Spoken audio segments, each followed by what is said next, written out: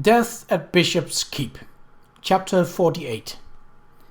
When you have excluded the impossible, whatever remains, however impossible, must be the truth. Sir Arthur Conan Doyle, The Beryl Coronet. A little before 11, Kate was sitting at the Remington typing, but not on her book. There would be a great deal to do over the next few weeks, and the Golden Scarab would have to wait.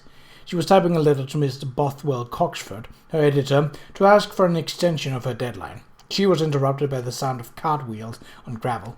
She went to the French doors and saw Mutt, bowler-hatted and wearing his greatcoat, drive up with Pocket in the cart. She threw on her shawl and hurried outside. "How is Mrs. Pratt?" she asked, shivering in the chilly air. An hour before, Kate had dispatched Mutt to Dedham to find out what he could about Cook's situation, and fetch her home if possible.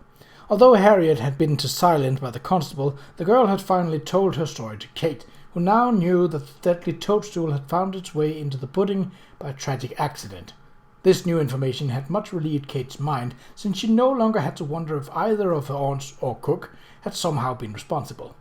But if it was known how the toadstool got into the pudding, it was not yet clear how the toadstool had gotten into the kitchen.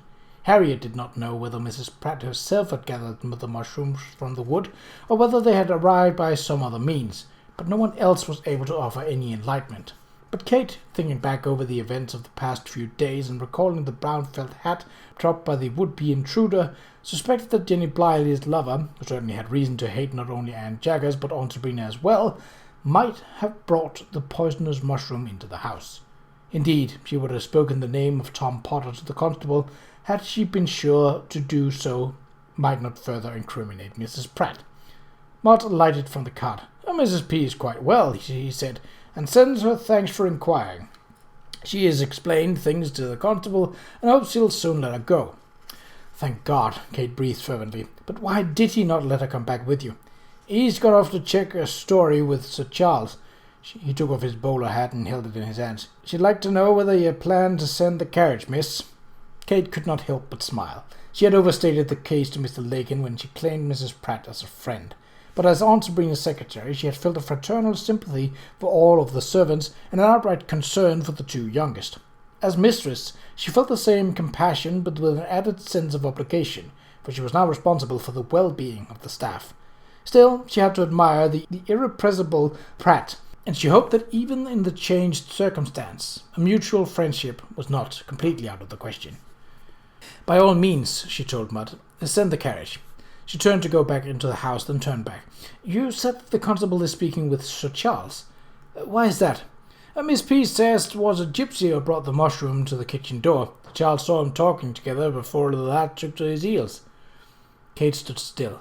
"A gypsy? Yes." At luncheon, Sir Charles had mentioned taking the photograph of a gypsy boy who had turned tail and fled when he saw the camera. Well, Tom Potter was slender enough to be thought a lad.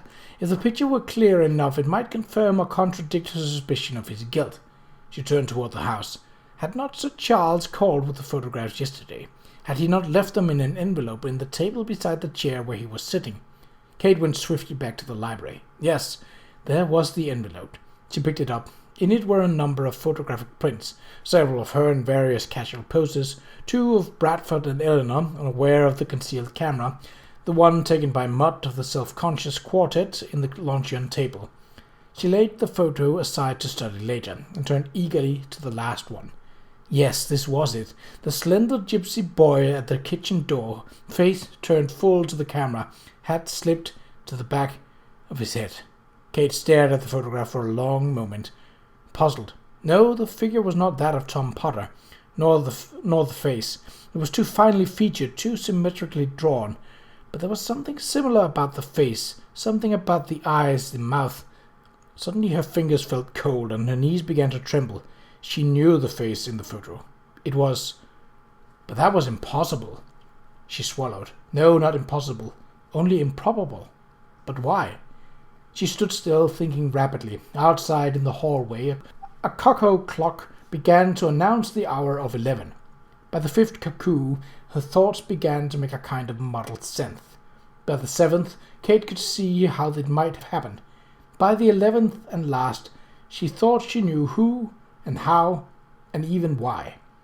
Her conclusion seemed improbable, very nearly impossible, but it made sense. It had to be the truth. She had to admit to an uncomfortable degree of doubt. She looked down at the photograph again, and at the face, the clothing, the hat. The picture was not as clear as she would have liked, and her identification could not be absolutely positive. Still, she was almost sure that she was right. But what should she do? The first and most obvious step was to find Edward Lakin and show him what she had discovered, what she thought she had discovered, but the constable was the one who had insisted so vehemently, despite her protest, on taking Mrs. Pratt in for questioning. What was more, he had infuriated her by staring when she ordered the carriage for the cook. No, it might be petty, but she would not allow him for the satisfaction of making the arrest, or, if she was wrong, the satisfaction of laughing at her. Then what? Should she show the photographs to Sir Charles and beg his assistance? For a moment she was tempted. It would be quite pleasantly gratifying to show that arrogant man that he did not have a monopoly on hypotheses. She, too, could formulate a theory of the crime and provide the evidence to validate it, and it would be delightful to correct his incorrect conclusion that Mrs. Pratt was the killer. But here the same nettlesome difficulty arose. If she was wrong, she would have made a fool of herself in Sir Charles' quite critical eyes. It would be far better to obtain definite proof, a confession before a witness, if at all possible, and then turn the matter over to the proper authorities.